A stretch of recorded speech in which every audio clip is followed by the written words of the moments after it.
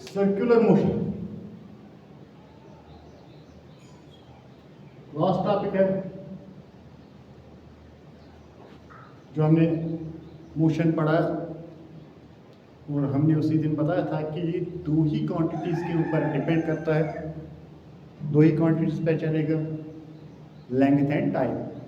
और वही हमने अभी कहीं मास का कंसेप्ट इसमें इस्तेमाल नहीं किया, तो ये लास्ट टॉपिक है। पहले जो हमने बताया था रेक्टिलिनियर मोशन, स्ट्रेट वाला मोशन, उसी में हमने सारा पढ़ा, uniform non uniform, speed, velocity, acceleration, uniform non uniform, और उसी के ग्राफ्स हमने स्टडी किए। और इसका हमने बताया था कि लेकिन कॉन्सेप्ट है, एक ही टॉपिक है इसके अंदर सर्कुलर मोशन का। वो क्या है कि जब when the direction of velocity of any object or body changes at every instant of time, it is called as circular motion. वो क्या होता है कि वो हम आपके डायग्राम के जरिए से आपको सिखाएंगे, बताएंगे कि ये क्या है। टेक्स्ट की किताब पे भी है ये डायग्राम्स।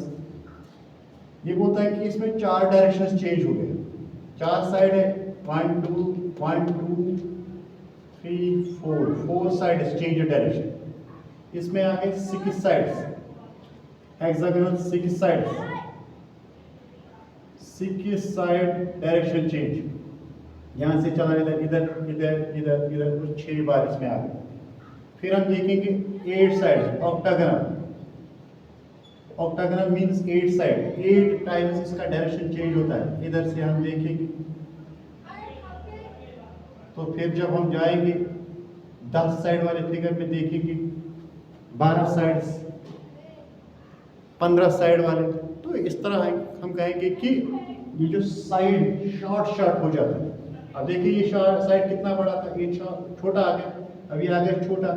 अब जब इतना साइड रहेगा तो लास्ट में ये कोलैप्स हो जाएंगे 2 और 2 को बनेगा 1 ही। तो वहीं से हम बताएंगे कि यही होता है सर्कुलर मोशन का concept. Each and every point of instant of time, हर एक टाइम के साथ साथ, हर एक टाइम के इंस्टेंट के साथ, हर एक सेकंड के साथ डायरेक्शन चेंज होता है हर एक पॉइंट पे। हमने यहाँ दिखाया 1 2 3 4 5, तो मगर यहाँ से हम बताएंगे कि ये एक्चुअली हर जगह चेंज होती है, इधर भी हर एक पॉइंट के ऊपर ये चेंज हो जाएगा। इसी को हम कहते हैं कि ईच एंड एवरी पॉइंट के पाथ पे जब बॉडी का वेलोसिटी चेंज होता है, डायरेक्शन चेंज होता है, वेलोसिटी नहीं direction of the velocity change होता है, तो हम उसी मोशन को हम क्या कहेंगे, सर्कुलर मोशन। ठीक, जैसे ये क्लियर होता है कि 4 times direction change, 6 times, 8 times, 10 times, 12 times, 15 times, and that we called as 20 times also. And there comes a stage when we called at each and every point with the instant of time passing, the direction changes. That motion is called as circular motion. क्योंकि circular के ऊपर infinite points होते हैं, इसलिए हम कहेंगे कि each and every point infinitely times the direction gets changed, that makes a 360 degree angle at the center, complete 360 degree, we call it as circular motion. तो सर्कुलर मोशन का मैथमेटिकल फार्मूला क्या होता है? जैसे हम कहते हैं कि वेलोसिटी किसके बराबर होता है, डिस्प्लेसमेंट डिवाइडेड बाय टाइम। और जब हम कहेंगे स्पीड किसके बराबर होता है, वो होता है डिस्टेंस डिवाइडेड बाय टाइम। तो यहां से जो डिस्टेंस है, अगर हम यहां शुरू करेंगे ए पॉइंट से, फिर आएगा वापस ए की तरफ इधर तक, यही आता है सर्कल का रिंग जो होता है, outer ring, that we called as circumference.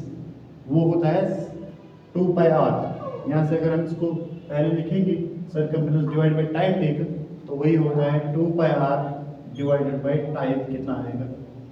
हाँ, इसका कुल लेंथ क्या निकलेगा? It depends upon the radius.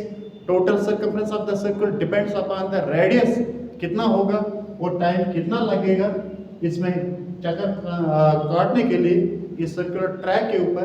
तो वहां से हम बताएंगे कि ये निकलता है इसका सर्कुलर वेलोसिटी का जो मैथमेटिकल फार्मूला है, कैसे निकालते हैं।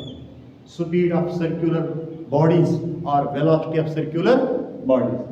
तो यहाँ से हम बताएंगे कि ये डिपेंड किसके ऊपर होता है, दो चीज के ऊपर होता है डिपेंड। एक होता है सेंट्रीफ्यूगल फोर्स, दूसरा होता है सेंट्रीपिटल फोर्स। अगरचे यहाँ से आपके 9th क्लास से है नहीं, थोड़ा हायर क्लास का कॉन्सेप्ट है, 11th क्लास की फिजिक्स का कॉन्सेप्ट है, तो थोड़ा ही हम इसमें बताएंगे, पता होना भी चाहिए बच्चे को कि centrifugal force that's also called as tangential force means कि सेंटर कितना फोर्स करेगा कि इस बॉडी को अपनी सर्कल में घुमाने के लिए। जैसे हम कहेंगे कि अगर हम किसी टॉप होता है, टॉप के ऊपर थ्रेड से इसको घुमाएंगे, तो जो हम बीच में कहेंगे जो फोर्स को घुमाता है उसी फोर्स को हम क्या कहते हैं, centrifugal force. Centrifugal force that means it continues it's circumference at every time. It doesn't come inside or it doesn't go outside. Neither it comes inside 1 degree nor it goes outside 1 degree. It means the continuous circular track which gives it continuity, and that force is called as centrifugal force or we call it as tangential force. Tangential क्यों कहते हैं, क्योंकि radius और इस force के दरमियान 90 degree होता है, इसी को हम कहते हैं टेंजेंट। क्योंकि टेंजेंट और सर्कल के रेडियस और टेंजेंट को 90 डिग्री होता है एंगल, इसलिए यहाँ पर हम इसको कहते हैं कि टेंजेंशियल फोर्स।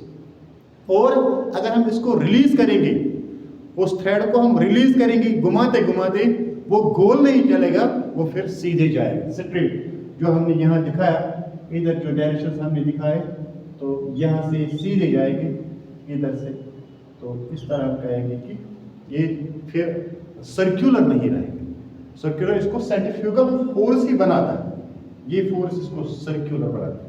और सेंट्रीपिटल क्या होता है कि रेडियल फोर्स। रेडियस कितना है कि ये शॉर्ट नहीं होता है, जो बराबर होता है, इसको बराबर इस एक तो यहाँ से सेंट्रीफ्यूगल फोर्स को घुमाता है इस हिसाब से कि अंदर भी नहीं आने देता, और अंदर आने के लिए यहाँ हम कहेंगे कि एक और फोर्स होता है that is called as centripetal force, जो इसको परपेंडिकुलर रहता है रेडियस इस फोर्स के ऊपर, जो इसको अंदर आने नहीं देता है। Hence we called as the circular motion is by two forces, centripetal force and centrifugal force. Just there is an example, spokes in the bike wheels. In the older bikes there were hundreds of spokes, but in the today's that we call it technology, तो उसके अंदर तीन या चार ही होते हैं, वो खुद दिखते हैं हमें। एक ऐसा जाता है, एक इसका परपेंडिकुलर बनता है, जो वाला परपेंडिकुलर होता है वो बेस बनता है, वो ऊपर उसके ऊपर परपेंडिकुलर, यानी कि यही परपेंडिकुलर फोर्स इस टायर का सर्कुलर शेप बरकरार रखता है। ठीक है, तो सर्कुलर मोशन इन दो ही कंसेप्ट से समझा जाता है, centripetal force and centrifugal force, जो कि आपके सिलेबस में है नहीं, तो थोड़ा इसमें हमने बताया, तो सिर्फ हम यहाँ से इतना बताएंगे कि when the velocity of body changes at every instant of time, at every point, it is called as circular motion. Okay.